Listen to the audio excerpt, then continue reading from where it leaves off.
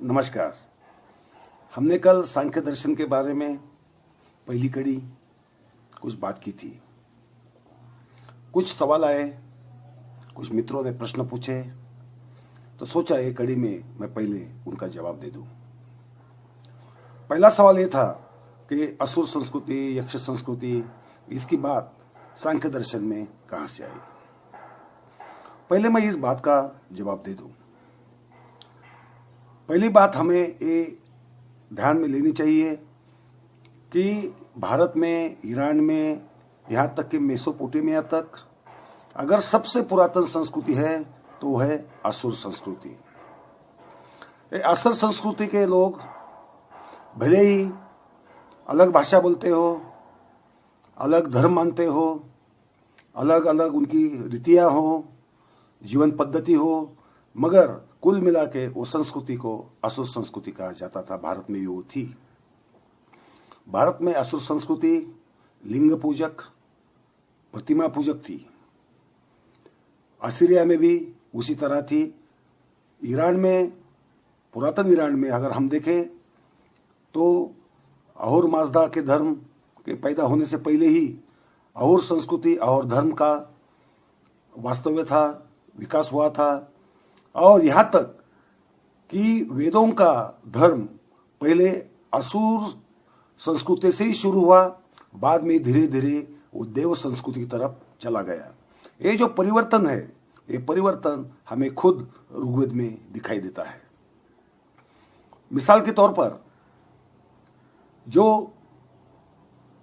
वैदिक आर्यों की सर्वश्रेष्ठ देवता थी वो थी असुर वरुण। असुर शब्द का मतलब ये होता है कि वीर्यवान, श्रेष्ठ, प्राणवान, ऐसा जो तत्व है जो विश्व में व्याप्त है उसे असुर कहते हैं। बाद में असुर शब्द बदनामी का कारण बन गया, उसे बदनाम किया गया।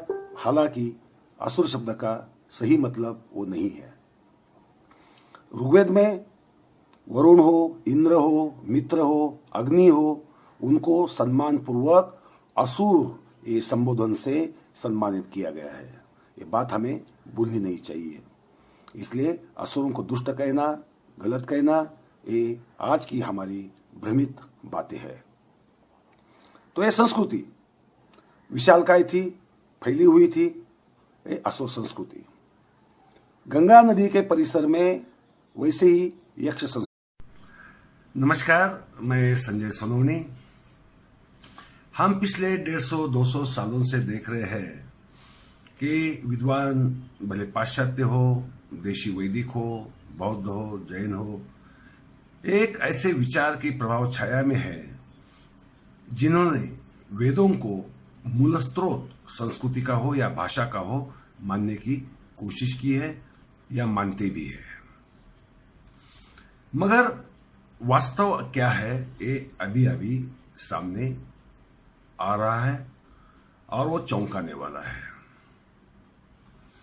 बहुत लोग कहते हैं कि वेदों की भाषा सबसे पुरातन, सबसे पुरानी और इंडो आर्यन भाषा समुदाय की एक जननी ओरिजिनल लैंग्वेज है। ऐसी मान्यता लोगों ने पाली और उसके ऊपर सारे सामाजिक, सांस्कृतिक और धार्मिक सिद्धांत रचते चले गए। मगर असलियत क्या है? देखिए, वेदों की भाषा जो है, वैदिक भाषा जिसे हम कहते हैं, वो संस्कृत नहीं है। वेदों की वैदिक भाषा संस्कृत नहीं है। ये हमारी गलतफहमी है, बहुत बड़ी गलतफहमी है कि वैदिक भाषा और संस्कृत भाषा एक ही है, या वैदिक संस्कृत, आर्ष संस्कृत और क्लासिकल या पाणिनीय संस्कृत ऐसे एक ही भाषा के 3 टप्पे हैं। ऐसी जो मान्यता है वो सबसे बड़ी गलत मान्यता है, ऐसा अब साबित हो रहा है। देखिए, वेदों की भाषा जो है, जिसमें ऋग्वेद लिखा है, सामवेद लिखा है, अथर्ववेद लिखा है या सामवेद है, वो जो भाषा है वो उसका जो बेस है वो ओल्ड पर्शियन है। जिस पर्शियन में अवेस्ता की जो सबसे पुरातन रचना है गाथाएं, वो गाथाएं जिस भाषा में रची गई उस भाषा का सबसे ज्यादा प्रभाव वेदों की भाषा पर है। स्वाभाविक है, क्योंकि वेदों की रचना अफगानिस्तान में हुई, जहां स्वाभाविक है वो प्राचीन पर्शियन भाषा या ईरानियन भाषा, उसका प्रभाव होना स्वाभाविक था। मगर जैसे वैदिक लोग भारत आए। नमस्कार। हमने कल सांख्य दर्शन के बारे में पहली कड़ी कुछ बात की थी। कुछ सवाल आए, कुछ मित्रों ने प्रश्न पूछे, तो सोचा एक कड़ी में मैं पहले उनका जवाब दे दूं। पहला सवाल यह था कि असुर संस्कृति, यक्ष संस्कृति, इसकी बात सांख्य दर्शन में कहां से आई। पहले मैं इस बात का जवाब दे दूं। पहली बात हमें ये ध्यान में लेनी चाहिए कि भारत में, ईरान में, यहां तक कि मेसोपोटामिया तक अगर सबसे पुरातन संस्कृति है तो वो है असुर संस्कृति। असुर संस्कृति के लोग भले ही अलग भाषा बोलते हो, अलग धर्म मानते हो, अलग अलग उनकी रीतियां हो, जीवन पद्धति हो, मगर कुल मिला के वो संस्कृति को असुर संस्कृति कहा जाता था। भारत में वो थी। भारत में असुर संस्कृति लिंग पूजक, प्रतिमा पूजक थी। असीरिया में भी उसी तरह थी। ईरान में, पुरातन ईरान में अगर हम देखें तो अहोर माजदा के धर्म के पैदा होने से पहले ही अहोर संस्कृति और धर्म का वास्तव्य था, विकास हुआ था। और यहाँ तक कि वेदों का धर्म पहले असुर संस्कृति से ही शुरू हुआ, बाद में धीरे धीरे वो देव संस्कृति की तरफ चला गया। ये जो परिवर्तन है, ये परिवर्तन हमें खुद ऋग्वेद में दिखाई देता है। मिसाल के तौर पर जो वैदिक आर्यों की सर्वश्रेष्ठ देवता थी वो थी असुर वरुण। असुर शब्द का मतलब ये होता है कि वीर्यवान, श्रेष्ठ, प्राणवान, ऐसा जो तत्व है जो विश्व में व्याप्त है उसे असुर कहते हैं। बाद में असुर शब्द बदनामी का कारण बन गया, उसे बदनाम किया गया। हालांकि असुर शब्द का सही मतलब वो नहीं है। ऋग्वेद में वरुण हो, इंद्र हो, मित्र हो, अग्नि हो, उनको सम्मान पूर्वक असुर ये संबोधन से सम्मानित किया गया है। ये बात हमें भूलनी नहीं चाहिए। इसलिए असुरों को दुष्ट कहना, गलत कहना, ये आज की हमारी भ्रमित बातें हैं। तो ये संस्कृति विशालकाय थी, फैली हुई थी, ये असुर संस्कृति। गंगा नदी के परिसर में वैसे ही यक्ष संस्कृति। नमस्कार, मैं संजय सोनवनी। हम पिछले 150-200 सालों से देख रहे हैं कि विद्वान भले पाश्चात्य हो, देशी वैदिक हो, बौद्ध हो, जैन हो, एक ऐसे विचार की प्रभाव छाया में है जिन्होंने वेदों को मूल स्रोत संस्कृति का हो या भाषा का हो मानने की कोशिश की है या मानते भी है।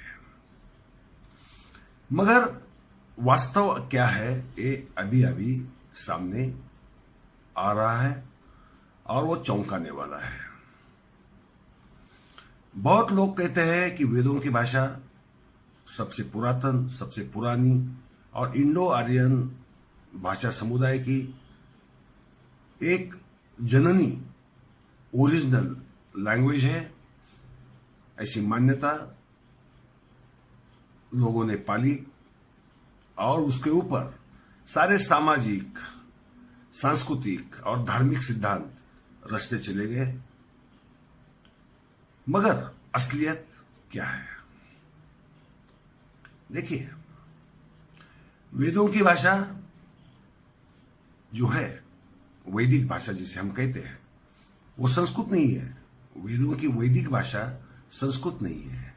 ये हमारी गलत फहमी है, बहुत बड़ी गलत फहमी है कि वैदिक भाषा और संस्कृत भाषा एक ही है, या वैदिक संस्कृत, आर्ष संस्कृत और क्लासिकल या पाणिनीय संस्कृत, ऐसे एक ही भाषा के 3 टप्पे हैं। ऐसी जो मान्यता है वो सबसे बड़ी गलत मान्यता है, ऐसा अब साबित हो रहा है।